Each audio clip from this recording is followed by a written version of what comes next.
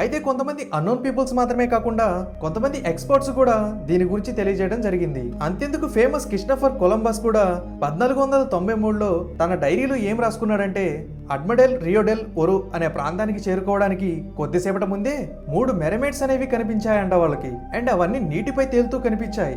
అయితే చాలా మంది తర్వాత దీని గురించి తెలుసుకున్నప్పటికీ కూడా కొంతమంది ఏం చెప్పారంటే అవి మెరమైడ్స్ కాదు, మాంటనీ అని అన్నారు. ఈ మాంటనీ అనేది కూడా ఒక వింతైన సీ క్రియేచరే. సో చాలా మంది వీటిని మెరమైడ్స్ అనుకుని భ్రమపడుతున్నారని కూడా చాలా మంది అయితే తెలియజేయడం జరిగింది.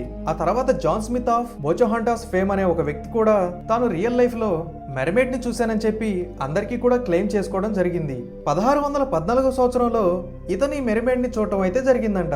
దానికి పొడవైన గ్రీన్ కలర్ జుట్టు అయితే ఉందంట. సగమేమో అమ్మాయిలా కనిపిస్తుంది, సగమేమో చేపలా కనిపిస్తుంది. బట్ అంత అట్రాక్టివ్ గా అయితే ఏమీ లేదని చెప్పాడు. బట్ అతను చెప్పిన దానికి కూడా సరైన ఎవిడెన్స్ అయితే లేదు. కేవలం కొన్ని పుస్తకాల్లో మాత్రమే కనిపిస్తున్నప్పటికీ అప్పట్లో మనకి ఫోటోగ్రఫీ ఎవిడెన్స్ కి సంబంధించిన ఎటువంటి అవకాశాలు లేవు కాబట్టి ఇది కూడా ఒక మిస్టరీ లాగే మిగిలిపోయింది.